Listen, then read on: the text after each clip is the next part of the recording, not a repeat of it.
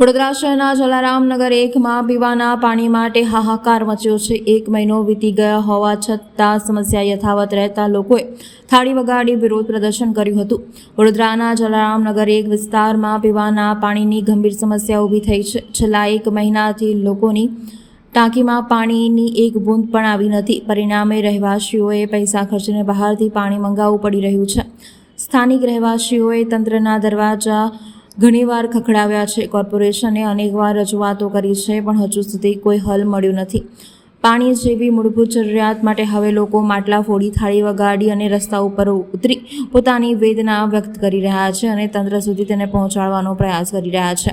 રહેવાસીઓએ આક્ષેપો કર્યા છે કે ચૂંટણીના સમયે મત લેવા રાજકીય આગેવાનો વચન આપીને જાય છે, પણ પછી પછાત વિસ્તારોની મુશ્કેલીઓ તરફ કોઈ ધ્યાન આપતું નથી। શહેરનું બજેટ હજારો કરોડનું હોવા છતાં આજે પણ ઘણા વિસ્તારોમાં પાણી જેવી જીવન જરૂરિયાતની સુવિધાઓ ઉપલબ્ધ નથી। ગત રોજ શહેરના 2 અન્ય વિસ્તારોમાં પણ મહિલાઓએ પીવાના પાણીના પ્રશ્નને લઈને ઉગ્ર વિરોધ નોંધાવ્યો હતો। જલારામનગરના લોકોને હવેથી એક જ આશ છે કે તંત્ર જાગે અને તાત્કાલિક પાણીની સમસ્યાનું નિરાકરણ લાવે, નહીં તો આ તકલીફ વિરોધમાં ઉગ્ર આંદોલનમાં ફેરવાઈ જશે।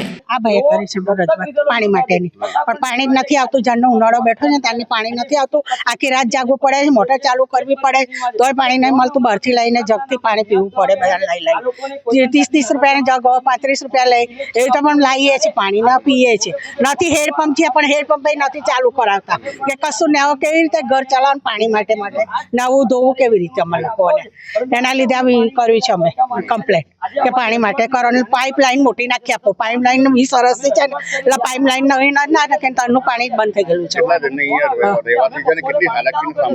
બધા બહુ બધા છે, છેક સુધી ખાડા સુધી ના છે બધા, એનો હમલો કરીને બધા પાણી માટે જે કરે છે છે। આ પાણી માટેનો બધા વિરોધ કર્યો છે। આજે કેટલા દિવસે પાણી બધાને બંધ છે, એટલે પછી કરવાનું શું? એ નથી કોઈ આવતું નથી ને આવે એટલે ખાલી એમને કઈ ચૂંટણી અમને ટાળો એવું કહે છે, પછી જતા રહે છે। જોવા તો આવે જ નહીં લોકો। હા કરીને ભાઈ કરી કમલેશભાઈ, પણ નથી આવતા જોવા માટે।